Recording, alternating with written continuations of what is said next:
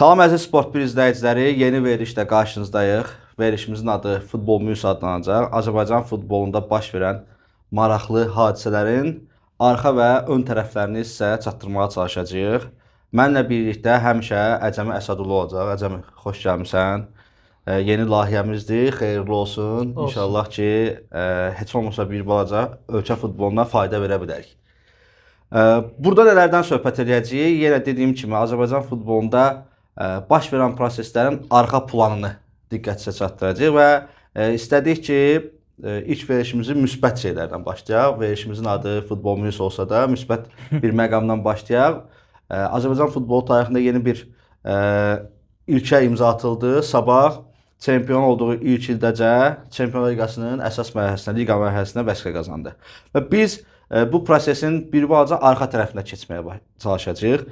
Elə gedək, necə oldu ki, Əcəmi, səncə 7 ildir, 8 ildir fəaliyyət göstərən bir klub Premyer Liqada Qarabağ kimi hegemon bir kollektivin çempionluqlarını əlindən aldı və çempion olmağı bacardı və bu nəticəyə gəldi. Yəni Sabah necə çempion oldu? İlk öncə mən də hamınızı salamlayıram. Əslində futbol meydançada oynanan bir oyun olsa da, nəticə meydançada bəlli olsa da, bu nəticənin altyapısı deyə də türklər demişkən, hamısı idarəçilikdən asılıdır. Doğru idarəçilik olan yerdə uğur mütləqdir ki, olacaq. Məsələn, Sabahın qısa müddətdə çempion olmasının səbəbindən biri də Qarabağın hegemonluğudur. İndi sual qəribə gələcək ki, Qarabağın Sabaha nə dəxli var? Çünki Qarabağ bir dənə cığır açdı. Həm ölkə futbolunda, həm ölkənin Avropa arenasında təmsil etmə baxımından və hətta Sabahın rəsmiləri belə bildirdilər ki, biz qabağımızda Qarabağ kimi bir örnək oldu. Biz o örnəyə baxdıq, o örnəklə rəqabətə özümüzü hazırlaşdırdıq və sonda bu nəticəni əldə elədik. İndi sual yarana bilər ki, digər klublarımız da, yəni Sabahdan qabaq Zirə var idi, Neftçi vardı, yəni liqa yarandığı gündə Neftçi var zaten. Qəbələ var deyə. Bunlar bəs niyə eləyə bilmədilər? Deməli, burada biraz da idarəçiliyin vicdanlı olmasına elə gəlir ki, yemədilər, talamadılar, çatmadılar, məqsəd qoydular qabaqlarına və o məqsədə nail oldular, belə deyək. Yəni, bu, üzr istəyirəm, ilk sənə, bu əslində bir mövsümlük uğur da deyil. Sən Sabahın heyətinə baxanda, qurduğu sistemə baxanda görürsən ki, bu ən azı 6-7 mövsüm davam edə biləcək. Hətta Sabahın bu mövsüm yox, bu mövsümdən qabaqçı siklda belə Avropada düzdür heç bir qrup mərhələsinə düşmədi, amma oyun nəyəsə göstərdi ki, artıq bu komanda nəyəsə nail olacaq. Neftçi kimi olmayacaq bir mövsüm Avropa Liqaya qatıldı. Ondan sonra Qəbələ kimi olmayacaq. Qəbələ ən azı 2 mövsüm getdi. Sonra da orada maliyyə problemləri, məlum məsələ, məşqçi getdi, aparıcı oyunçular getdi və onların əvəzinə yaxşı futbolçu gətirə bilmədilər. Selektor da işləmədi orada, belə deyəydi. Siz nətəriyyəs futbol dilində o yaxşı futbolçular gətirə bilmədilər. Yəni əvvəlki büdcə yox idi ki, vəd verdilər, nətəriyyəm o ki, vəd verdilər, gəl yaxşı olacaq. Onu belə deyə bilmədilər. Neftçi günü bu gün rəhmətli Sadıq Sadıqovun vaxtında qrupa düşdüyü vaxtda ödədiyi pullar günü bu gün hələ də bəzi məqamlarda borclar verə bilmirlər. Yəni bu bir mövsümlük deyə bir sistem var artıq Sabahda ki və bu gələcəyə nikbin baxmağımıza nətəriyyəm əsas verir. Mən Sabahı ilkin olaraq yaradan şəxslərlə də söhbət etmişəm və belə təzəlikcə orada idarəçi işləyən bir şəxslərin biri ilə də söhbət edirdim. Sabahın uğurunun əsas səbəblərindən biri də maliyyənin heç vaxt kəsilməməsi idi. Ardıcıl ilk illərdə məsəl üçün gəlirdi yaranan vaxtda, Şopiçin vaxtında olsun, ondan qarşısındakı başqa vaxtlarda olsun, İspan bir məşqçi gətirmişdilər, Azərbaycanın mütəxəssislərin vaxtında olsun. Komanda uğursuzluğa düçar olurdu, Avrokuboklara gedə bilmirdi, amma klub rəhbərliyi, təsisçilər maliyyəni kəsmirdilər, daha da artırdılar ki, yəni biz 3 milyondan, 5 milyondan bu nəticələr əldə edə bilmərik. Sən deməli, qarşımızda Qarabağ kimi, Neftçi kimi olsun, Zirə olsun, büdcələri yuxarı olan klublar var və belə gəldilər Rusiyanın Berzuskinin vaxtında Azərbaycan kubokunun qalibi oldular. Və ondan sonra da daha mükəmməl bir mütəxəssis tapdılar, Valdas Dambraskası. Murad Musayevin vaxtında ümumiyyətlə Sabahın belə deyək də inkişafının təkanı başladı. Və sonradan klub rəhbərliyi ilə Sabah arasında, Murad Musayev arasında müəyyən bir anlaşılmazlıqlar oldu. Murad Musayev daha çox belə deyək də klubda ulduz mənəm prinsipi ilə komandanı idarə edirdi. Çünki Julius Mikelslə aralarında problem olmuşdu. Julius Mikels bu səbəbdən Sabahdan ayrılıb getmişdi Ərəbistan klubuna. Düzdür, sonradan peşman olub qayıtdı. Və bu da yaxşı bir məqamdır. Əslində yaxşı bir nöqtəyə gəldik. Bir çox klublarımızda, məsəl üçün Reynaldo Qarabağdan getdi, sonra qayıtdı, oynaya bilmədi. Richard Almeida Qarabağdan getdi, sonra yaxşı formada ola bilmədi. Neftçidən gedib qayıdan futbolçular var idi. Onlar özlərini göstərə bilmirdi, amma Julius Mikels Sabahdan getdi və qayıtdı. Çox yaxşı bir. Demək ki, həm klub rəhbərliyi, həm də ki Valdas Dambraskas çox yaxşı bir iş ortaya qoydular. Və sualımızın əsasına gələndə Sabah niyə çempion oldu və mən bunu görürəm ki, yarandığı ilk illərdəki o uğursuzluqlar, Murad Musayevlə birgə əldə edilən anlaşılmazlıqlar, uğur gördülər Murad Musayevdən ki, biz ikinci yer olduq və Sabah büyüsünün çempion ola bilərik. Və Ümid işığı oldu da. Hə, ümid işığı oldu. Berezovskinin vaxtında artıq qəbullandılar ki, biz artıq çempion ola bilərik. Kubokun qalibi olduqsa və Valdas Dambraskasla xırda toxunuşlar oldu da Valdas Dambraskasın və ən yaxşı bir işi də oradan ibarət oldu ki, Valdas Dambraskas komandanı özündən daha üstün hesab edir və mən bunu hesab edirəm ki, Sabahda Valdas Dambraskas üçün futbolçular daha önəmlidir, nəinki klub rəhbəri, nə də baş məşqçi. Bu sistemi formalaşdıra biliblər. Sabahın heyəti kifayət qədər çox yaxşıdır. Həm çempionluğa layiq idi, həm də ki, Çempionlar Liqasında mərhələ keçməyə layiq idi. Amma mənim üçün ən belə xoş olan sürpriz, ən çox təəccübləndirən futbolçu Veljko Simićdir. Ötən mövsümdə düzdür, belə olacağını gözləmirdim, amma ötən mövsümdə də çempionluqda əsas pay sahiblərdən biri də Veljko Simić oldu. Çünki belə deyək də 3-cü turdaydı, yoxsa 3-cü turdaydı, 3-cü turda İmişliyə məğlub oldular və yeganə məğlubiyyətləri İmişli, sonra Kəpəz oldu. Sonra da son turda Neftçiyə məğlub oldular. Mən həmin vaxtı gözləmirdim də belə bir komanda olacağını. Düşünürdüm ki, yox, Sabah ən yaxşı halda ikinci ola bilər yenə və Kubokun qalibi ola bilər. Amma həmin dövrəmdə Veljko Simićlə Timotej Puxac gəlməmişdi. Belə 4-cü turdan başlayanda gələndən Simić həm qol vurdu, asist verdi, Puxac da həmçinin. Mən Puxacın daha çox ön plana düşəcəyini gözləyirdim bu Çempionlar Liqasında, nəinki Simićin, amma Serbiyalı çox yaxşı performans göstərdi və mən deyərdim ki, Çempionlar Liqasında olmasının əsas səbəbkarlarından biri də Simićdir.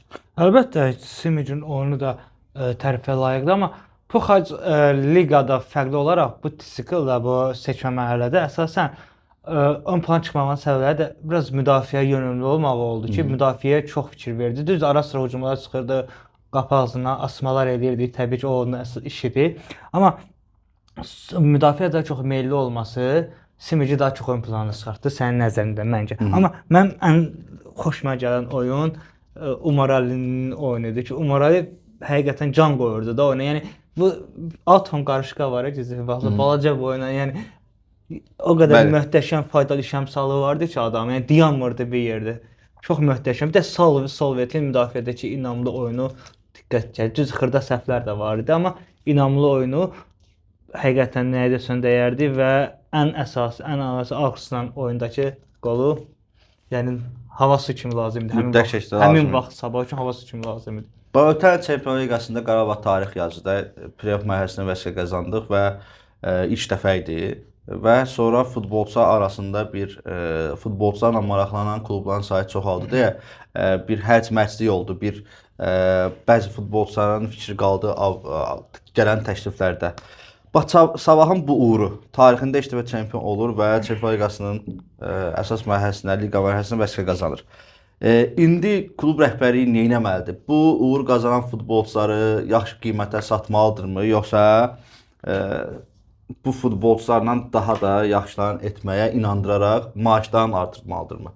Yəni mən deyə bilərəm ki, bu gün Mikelsdə, Simićdə olsun elə Puxac, olsun hansı Umar-Ali'nin özü maraqlanan klublar var. Məsələn, Umar-Ali ilə Lens maraqlanır. Simićlə bildiyim qədərilə Partizan maraqlanır. Düzdür, o Sirvənə Zvezda yetirməsi olsa da, amma Partizan maraqlanır. Yəni belə də indi sabah bir gün Mikelsdən ola bilər ki, Konyaspor maraqlanar, hər hansı bir türk klubları filan maraqlanacaqdır. Puxaç Trabzonsporda oynayırdı, təzədən Türkiyə Süper Liqasında hər hansı bir kluba qayıda bilər.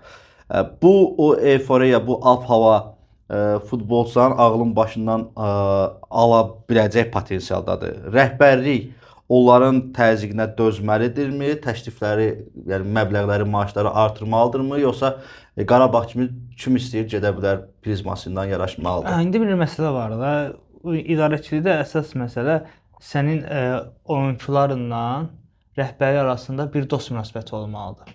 Və oyunçuların da kluba bir bağlılığı olmalıdır. Bir türklər demişkən, Vatan Millə Sakarya deyib klubdan yapışmaq yox da, o qədər də yox. Sadəcə bir bağlılıq olmalıdır. Azərkeşlə oyunçu arasında bir bağlılıq olmalıdır. Məsələn ki, Mikesi Sabah Azərkeşiləri gör nətər mənimsəyibsə artıq Bakılı balası mahlara yönəlir. Yəni məsələ var. Zaten bu uğur varsa, istər-istəməz o oyunçular da fərqli bir mərhələyə çəkirsə, Avropa səhnəsində oynayacaqlarsa və onların oyundan asılı olaraq digər klubların marağını gələ biləcəklərsə, bu qaçılmazdır. Yəni gələn məbləğə də baxıb rəhbərlik təyin edə bilər, oyunçunun yaşına da baxıb təyin edə bilər, gedib ya qalacağını. Sadəcə bunu biz ümumi deyə bilmərik. Biz onu individual olaraq deyə bilərik. Yəni bu oyunçuya bu qədər pul versə, rəhbərlik məncə bunu göndərməlidir. Bu oyunçu gəncə nə qədər pul versə, saxlasan bundan istifadə edə bilərsən. Məsələn, Bazelə getdi. Maluda. Floran Maldan oğlu. Ümumiyyətlə dostum, Malda gələndə bilinirdi ki, bu futbolçu yəni ya qayıdacaq öz komandasına, Fransa komandasına, səhv eləmirəmsə Lyondan gəlmişdi. Ya Lyona qayıdacaq, əsas heyətə möhkəmlənəcək. Lyon da bunlara satdı. Amma gözləyirdim ki, yəni ən pis halda Olympiakos, Türkiyə klublarından hər hansı biri filan da bunlara bu futbolçunu transfer edəcək. Getdi Bazelə ilk oyunda da Barselonaya qol vurdu. İndi Bazelə də onun haqqında İsveçrə mətbuatında müsbət fikirlər səslənir. Olsun Celticə getdi, Camilo Duran 6 milyon avroya, Maluda 3 milyona getmişdi. Camilo Duran 6 milyon funt sterlinqə gedib. Və bu gün bütün dünya mətbuatı Durandan danışır ki, bu futbolçu necə yəni kəşf edilməyib, gedib Azərbaycan kimi bir ölkədə oynayır, qəribə gəlir və 23 yaşı var cəmi cümlətən və gələcəyin potensiallı ulduz futbolçularından birinə çevirə bilər. Bax bu məsələ də var. Məsəl üçün orada Simic o qədər yaşlı deyil, 26 yaşı var. Mikes biraz yaşlıdır, 32-31 yaşı var.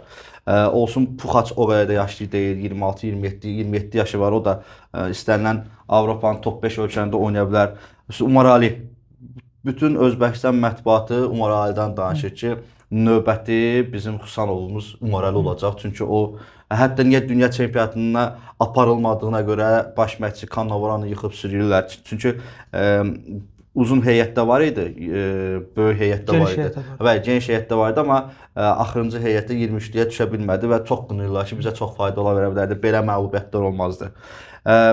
Futbolçunun qabağını da məncə kəsmək lazımdır. Sizin əgər Lans istəyirsə Umar Alini vermək lazımdır, getsin. Yox, klubun maddi maraqları da var axı. Yəni belə deyək də, yəni ki, sən Umar Alidən indiki məqamda Azərbaycan klubu olaraq ən yaxşı halda əgər bənd salmamısansa, tutaq ki, Kadiborgesə 5 milyon ödəsən, buraxırıq. Belə bir bəndi salınmışdı. Əgər bənd salmamısansa, elə ən yaxşı halda Umar Alidən elə 5 milyon avro pul qazana biləcəksən. Umar Alinin yerində kim oynadı? O məsələ artıq Sabah və Azərbaycan klublarının ümumi problemi elə çevrilir ki, bu ya bənd salmasın. Çünki Çempionlar Liqasında oynayırsan, amma onu da düşünə bilmirsən ki, mən Çempionlar Liqasında bu nəticəni əldə edə biləcəm, yoxsa çox çətin vəziyyətdədir.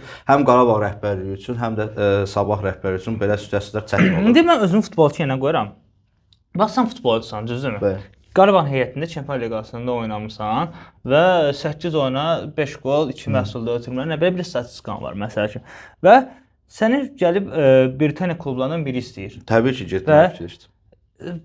Və sənin imkanın var ki, o klubda oynayıb, davamlı olaraq hər il gəlib Avropa səhnəsində oynayasan, gəlib hər tur 40 min, 30 min Azərkeş oyunda oynayasan, təbii otda oynayacaqsan və ən azı projektor stadionda oynayasan. Bəs elə də Azərkeşlər olan bir meydanda oynayacaqsan, mütəmadi olaraq. 30-40 min Azərkeş qabağında oynayasan. Bunu qoyub Gəlib burada 22.000 adamın qabağında süni ot örtüyündə və projektorsuz stadionda oynayıb zədələnməyin. Sən hansını seçərsən bir Təbii futbolçu ki, kimi? birinci versiyanı seçərəm. Okay da futbolçu da Yəni əsas Azərbaycanda qalmaram da, dərhal hə, gedirəm. futbolçu da əsas tramplin kimi baxır da. Bəli. Bax Qarabağ kimi digər Şərqi Avropa ölkələrinə futbolçular tramplin kimi baxır. Bəli. Biz burada özümüzü göstərəcəyik və Avropanın qərbinə gedəcəyik. Bəli. Ona görə Şərqə həmişə tramplin kimi baxırlar. Məsələ bilirsən nədir? O futbolçuları nətərdimi klub elə qiymətə gətirməlidirlər ki, Qarabağ kimi, Qarabağ örnəyi var. Yəni nə qədər pul töküb yox. 1 milyondan aşağı qiyməti al, gətir, göstər, vitrinə qoy, bəzə üstünü 4-5 milyona sat da. Vəssalam. Dambraskasın yerinə hansı yerli mütəxəssis olsaydı və bu cür şəraitdə yaradılsaydı, o bu nəticəni verə bilərdi. Kimsə verə bilərdi. O maraqlı sualdır əslində. Əslində verə bilərdi bir nəfər. O da verib. Söhbət yəqin ki, Qurban Qurbanovdan gedir də. Yəni o da heç vaxt, yəni heç vaxt deməyək, amma yəni savadlı olmazdı. Yox, indi bir məsələ var da. Sən demirlər ki, gəl birbaşa bu komandanı götür, təsdiqat mərhələsinə qatıl. Sən zaten o oyunçuları tanımalısan, bilməlisən. Sən bu bir liqa yolu seçməlisən ki, ondan sonra biləsən əndəki heyət nədir. Yəni Qurban Qurbanovun oyun zəkası, oyun bilgisi məncə imkan verir ki, Dambraskasın etdiyini edə bilsin. Amma Azərbaycanda bunu hansı yerli məşqçi Qurban Qurbanov qoyaq kənara da. Yəni ki, Qurban Qurbanov olsa Qarabağ var, edir də. Yəni adamlar bu gün Dinamo Kiyevi mübarizədən kənarlaşdırıblar və Twente məğlub ediblər. Sabah qalib gəlsələr, yəni eyni yolu gedirlər. İndi Azərbaycanın reytinq baxımından ikinci təsdiqatdan Çempionlar Liqasında 2 klub iştirak eləməsə də, bəlkə 2 klub iştirak etsəydi, Qarabağ Çempionlar Liqasında bu Vikinqdən Bodo kimi. Hə, eləyə bilərdilər. Vallahi ikisi də yəni Çempionlar Liqasının qrupunda oynaya bilərdi. İnşallah ki, yavaş-yavaş o prosesə gedək çata. Onsuz da AFFA'nın da əsas hədəflərindən biri də bilsən də inkişaf strategiyasının əsas hədəflərindən biri komandalarımızın UEFA reytinqində ilk 15-yə, 20-yə düşməyidir. Milli komandalar sırasında da 50-yə düşməyidir. İndi o klublar sıralamasında gedirik. O daha yaxındır. Hə, ona doğru. O da ona görə də Ukrayna keçməyimizə az qalmışdı. Ona görə də şeylərdən, onsuz da legioner limitin filan dəyişdilər. Mən fikrim, istəyim budur ki, bu Azərbaycanlı məşqçilərdən hər hansısa biri. Məsələn, Rəşad Sadıqov elə demək olar ki, 5-ci ilə keçir ki, Zirənin heyətindədir, 5 ildir. Ən yaxşı halda play-offa gəlib. Şeydə Konferans Liqasının. O da Avropa Liqasında uduzdular. Keçən mövsüm 2 il bundan qabaq idi. Avropa Liqasında uduzdular. Ondan sonra getdilər Konferans Liqasında bir mərhələ keçdilər. Omoniya məğlub olub sağ ol deyib evə gəldilər. Ən yaxşı halda Rəşad Sadıqovun qələbəsi olub Azərbaycan kubokunda finalda 2 dəfə çıxıb. Yox, mən deyirəm məğlub olub. Mən məşqçi adı çəkmək istəmirəm, sözün düzü Deniyə. Çünki bunu bacara biləcək məşqçi soruşdu məndən. Mən də adını dedim. Yəni digərlərin fərdlərin üstünə ad çəkməyə ehtiyac yoxdur. Eləsədilər eləyərdilər. Yəni indiki halda Azərbaycanda hər hansı bir baş məşqçi yoxdur. Dambraskasını eləyə biləcək. Bir mənalı yoxdur. Kim nə deyirsə desin, öz yerli pərəstlik eləyək. Məndən yerli məşqçilərimizi şişirdək deyək, belə yoxdur. Məsələn də olur milli deyirlər, milli məşqçi lazımdır. Yəni Azərbaycanda nə qədər millini çaşdıracaq kapasitədə olan məşqçi var. Millimizin baş məşqçisindən də sual verirəm. Məsələn, Ayxan Abbasov eləyə bilər. Ayxan Abbasov eləyə bilməz. Ayxan Abbasov çox yaxşı məşqçidir. Mən onun Şamaxıda elədiklərini həqiqətən çox bəyənirəm. Çox sistematik, sistem oyunu oynadan məşqçidir və həmişə də gənclərə güvənib. Bu bir mənalı. Ayxan Abbasov Azərbaycan reallığında çox yaxşı məşqçidir. Amma sərhədlərimizin kənarında Ayxan Abbasov yox, bacarmaz. Ancaq Ayxan Abbasov hətta millidə Millətlər Liqasında nələr eləyəcək belə mənim sual altındadır. Yəni çox şübhəliyəm ki, Ayxan Abbasov nəsə orada nəticə əldə eləsin. Çünki əlində olan oyunçular ona imkan vermir. Sabah ilk 4 oyun qalib gəldi Çempionlar Liqasında təsdiqat mərhələsində ardıcıl və bir balaca sosial şəbəkələrdə fikirlər formalaşmağa başladı ki, artıq Qarabağ dövrü bitir, Sabah dövrü başlayır. Sabah yeni layihə komandasıdır və yaxud da Qarabağ Amma fikrimi razı deyirəm. Ümumiyyətlə bizim cəmiyyətdə qütbləşməyin Çox əleyhinəyəm mən. Adam bax sən A-nı bəyənirsən, düzdürmü? Bir B çıxırsa, kütlə hamısı B-yə gedirsə A-nı niyə söndürür? Qoy ikisi də eyni vaxtda paralel getsin. Onda belə başa düşdüm ki, Azərbaycanda Qarabağ dövrü bitməyib, artıq Qarabağ və Sabah dövrü başlayır. Amma sənin fikirlərindən də belə başa düşdüm ki, Azərbaycanda futbol sevərlər ancaq uğurun arxasınca qaçırlar da. Konkret bayraq, arma sevgisi deyilən bir təqribən 10-15 O bir dənə nəfər. Neftçidə var abi. Bir dənə Neftçi azarkeşdə. Başqa bir də onun da bir kökü var da. Bir gözümüzü açmışıq, uşaqlıqda Neftçi görmüşük. Davamlı olaraq çempion olur. Yəni uğur deyirsən, uğur dağıcıdır. Əlbəttə Azərbaycan azarkeşdə uğur dağıcıdan azarkeş. Deyir, acdır bu. Amma Neftçi azarkeşlərindən. Acdır. Neftçi azarkeşləri əslində onlar komanda armanı sevməkləri okey, tamamdır, amma sadəcə digər klubların ümumi danışmaq istəmirəm də bəzi azarkeşləri var ki, o digər komanda uğrunu sevinə bilmirlər. Bu da normaldır da onsuz yəni. Normal deyil axı abi. Sən ölkənin reytinq qalı yüksəldikcə Mən düşünmürəm ki, bir Qalatasaray azarkeşi. Sən 3-cü, 4-cü yer tutsan belə, yəni Avropa liqasında oyun oynamaq şansın yaranır da. Qoy sən ölkənin reytinqi artsın ki, sən o uğursuz, çempion ola bilməyən heyətin heç olmasa səni Avroliqada 1-2 təsnifat mərhələsində idarə edə bilsin. Onu da keçə bilmirlər. Məsələ onda deyil, amma Getsin də. mən inanmıram ki, bu gün tutaq ki də Türkiyədə Başakşəhər çempion olanda Türkiyədəki Beşiktaş, Qalatasaray, Trabzonun azarkeşləri Başakşəhərin çempion olub və yaxud da Başakşəhərin ilk ildəcə Başakşəhərdə çempion olduğuna görə ilk ildəcə Çempionlar Liqasının əsas mərhələsində birbaşa mübarizə apardı. Oradakı qələbələrə görə inanmırdım ki. Yəni inanmıram ki, kimsə sevinər. Yəni bu normaldır da futbolda. Elə deyil də. Bizim Azərbaycan üçün bu normaldır. Azərbaycan reallığı üçün bu normal deyil. Deniyə. Sən bir dənə tək Neftçisən, düzdürmü? Sənin Armava klubuva bağlı neçə dənə uğursuzlara rəğmən sənin arxanca nə qədər azarkeş var? 100 günlər var. 100 var. İkinci elə bir klub varmı Azərbaycanda? Turan Tovuz, Kəpəz. Yox, inanmıram. Yəni o Neftçi qədər də olmalı. Yox, o klubda, yox, Tovuzda gəlir 4000, 5000 Neftçini oynanır. Əyalətlərdə zaten elədir. Əyalətlərdə elədir. Tovuz bu gün Azərbaycanın Trabzonu deyə bilərik.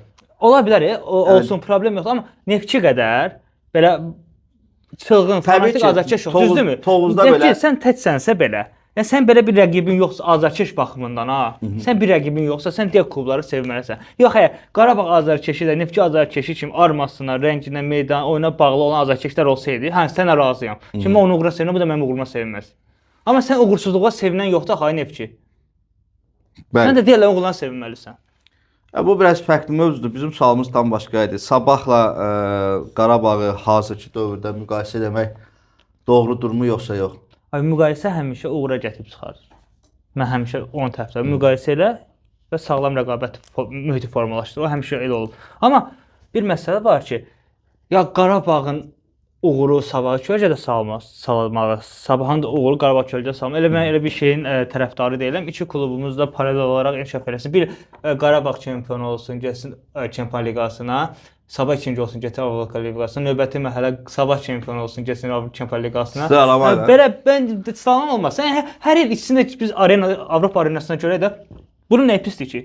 Nə vaxta qədər bir gözəldir, amma yəni digər klublarımız da getsələr 4-4 eləsək, sonra 5 olsa, 6 olsa daha yaxşı olar. Çünki bu gün Türkiyə Türkiyə futbolunda bizdə fanatiklik yoxdur. O bir də o baxımdan yaxşıdır. Reyting baxımından deyirəm ki, Türkiyənin daha çox klubdan təmsil olmaq kimi imkanı var olduğu halda 5 klubdan 5-i də əslində iştirak edə bilərdi. Ya Azərbaycan klublarının 4-ü də qrup mərhələsində hər hansı bir məsələn ikisi konfrans liqasında, ikisi biri Avropa liqasında, biri Çempionlar liqasında oynasa, orada 2-3 il dalbada heç olmasa 2-3 qələbə qazansaq, biz də gəlib çatarıq ilk 10-luğa. O qarşıdakı dövrlərdədir. Digər klublarımız Sabahın etdiyini niyə bacarmır? Məsələn, Neftçidən söz düşdü. Neftçi Samir Abbasovun dövründə çempion oldu və Çempionlar Liqasından başladı, gəldi Misri Premyer Liqasına qədər mübarizə apardı. Düzdür, onda rəhbərlik başqa idi. Konfrans yoxdur o vaxtı deyəsən. Yox, Çempionlar Liqasından Avropa Liqasına getdi, Avropa Liqasından gəldi Konfrans Liqasına. Konfrans vardı ən vaxt. Bəli, ən axırınızda Neftçi ilə bir yerdə mən də o Avropanın bütün liqalarında bir yerdə səfər edirdim. Düzdür, onda rəhbərlik başqa idi. Kamran Quliyev idi, onda prezident. Onda müşahidə şurası o qədər önəmli deyildi Neftçidə. İndi müşahidə şurasının rəhbərliyi filan.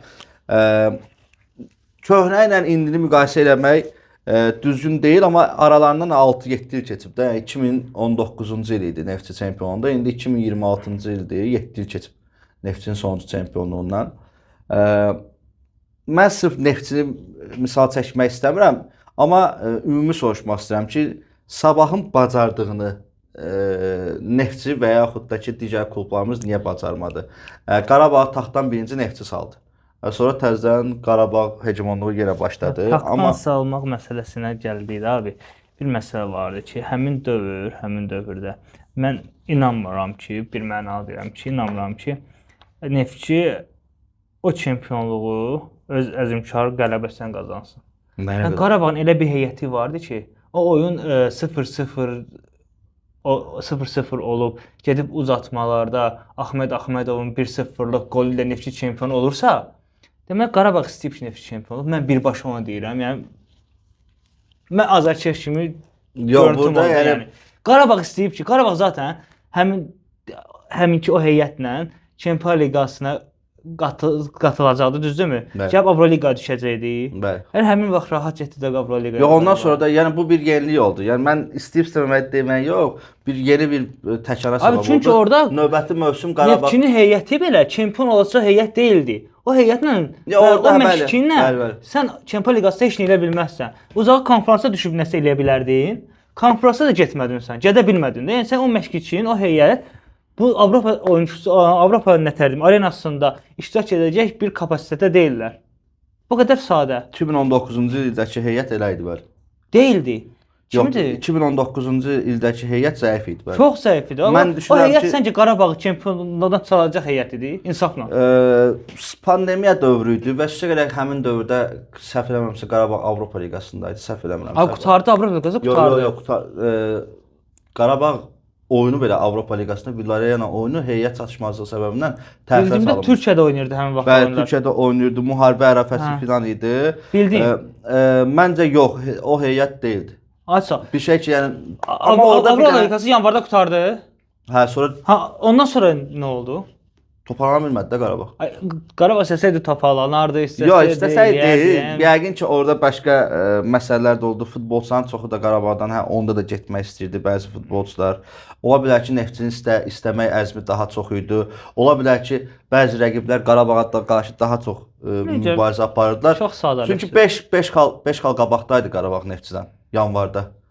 Nəsə oldu ki, yəni özləri istəməyən Qurban Qurbanov mətbuat konfransında dedi ki, bu gün hər Neftçi qayıb gəldi.